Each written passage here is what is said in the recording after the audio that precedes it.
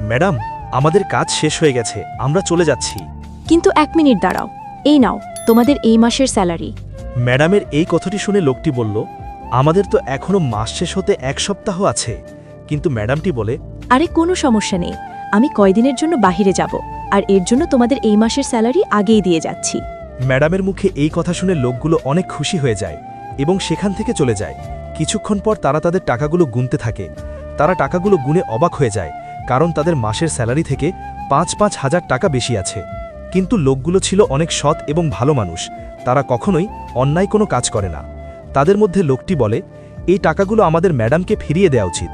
মহিলাটিও বলে, হ্যাঁ, তুমি একদম ঠিক বলেছ, আমাদের এই টাকাগুলো ম্যাডামকে ফিরিয়ে দেওয়া উচিত। এরপর তারা দুজনে ম্যাডামের কাছে চলে যায় এবং পুরো কাহিনীটি খুলে বলে এবং টাকাগুলো ম্যাডামকে ফিরিয়ে দেয়। এরপর কি হলো তা দেখার আগে আপনি যদি আল্লাহর নামটিকে ভালোবাসেন তাহলে ভিডিওতে একটি লাইক দিয়ে চ্যানেলটি সাবস্ক্রাইব করে দিন। যদি না ভালোবাসেন তাহলে সাবস্ক্রাইব করার দরকার নাই। এই কথাগুলো শুনে ম্যাডামটি বলে, কিন্তু তোমরা তো চাইলেই পারতে টাকাগুলো না ফেরত দিতে। যাই হোক, আমি তোমাদের সততা দেখে মুগ্ধ হয়ে গেছি, এবং এই নাও, এই ৫,০০০ টাকা তোমার কাছে রাখো, আমি তোমাদেরকে এটি পুরস্কার স্বরূপ দিলাম।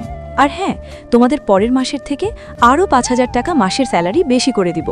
এটি শুনে লোকগুলো অনেক খুশি হয়ে যায়।